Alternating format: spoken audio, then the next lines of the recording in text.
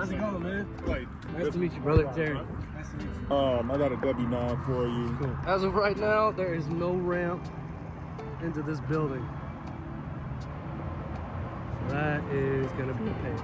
There's enough space in here for you, huh? Yeah, this is perfect. This is great. Yes, sir. Everything set up, and just grab it as we go.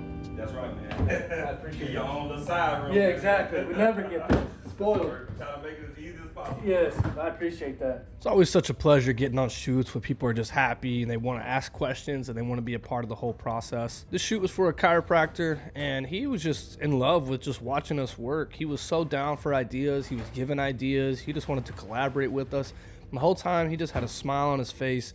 Genuinely just a good guy. It always makes it so much more fun when you're working with people who just want to be here. Back on the gimbal. In another chiropractor office, of all things. I'm gonna walk around, get some footage of the offices, and get some testimonials.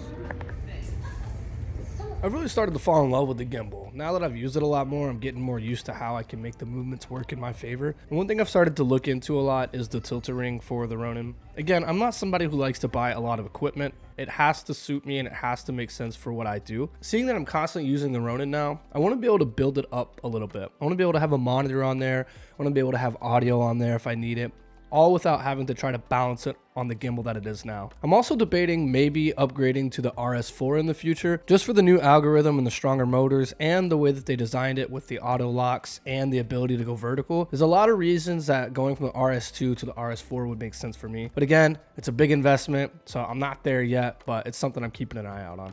So we're gonna use these MCs here just to light up this room just a little bit. They wanna keep it moody and dark, so I have one there magnetized and I have one there on the bed, and we're just gonna push through and show the ambiance of the room.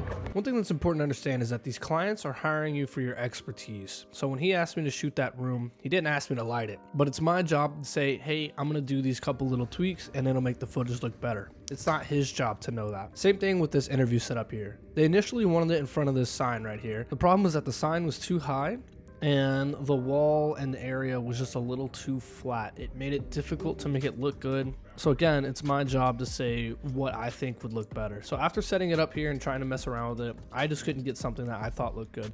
So I gave the advice that we should go into the lobby and shoot it there, to which they agreed, and the outcome was a lot better in my opinion. One of the issues that I faced, as I always do, was the lack of time. They had an emergency light on that I didn't have time to cover. They also had a window light that was where the reception is set, so I couldn't create the exact scene that I wanted, but I got close enough and I created a better scene than what was initially going to be created. A little less than a 2-hour shoot, wrapping up, getting out of here. I'm getting paid a half-day rate, so I cannot argue with that. Thank you, thank you. Bro, thank you so much, man. Yeah, it's nice meeting you, bro. Likewise, bro. Likewise, Yeah. man. Absolutely. Yeah. Keep up all the great work, bro. Thank you, you too. So this shoot was actually on a Monday, and Clayton had already booked me out for Thursdays. So I had 2 shoots from him in the same week, and I love that. The more I can be booked out, obviously, the better. He pays my half-day rate. He gets in, he gets out, gets to content, and we move on. So I love working with people like this. There's something about people seeing a lot of gear that just gets them talking. As I'm packing all this up, a guy walks up and asks me if I'm with so-and-so, a different production company here. I said I'm not, and he said, are you looking for side work? I said, always. And he sent me his information. Who knows, kind of random. It's just crazy how right place, right time type deal, and see if something comes of it. I think we're just gonna do the 300 on the new light dome. Key them this way, and then, yeah, This Light Dome 3 was one of the best things I've added to my kit. I love being able to just pop this thing out real fast, throw it on, and get going. So the idea here is that they're on a podcast, and it's just for people to put out a bunch of social media content and stuff. So I'm a little bit worried about the green casting on their face, but with the angle we're shooting, we may not see it, but I'm already seeing some right there. So I ended up pulling them off the green screen and then hitting them with the hair light, which really got rid of almost all of the green. We had no problem after that. So I had one small mistake on that last one. I was shooting light side instead of shadow side, which is because of the way I set up the lights. I set it up for the lights coming in here, but for the scene, it didn't make any sense. So that could stay the same. I did flip that over though.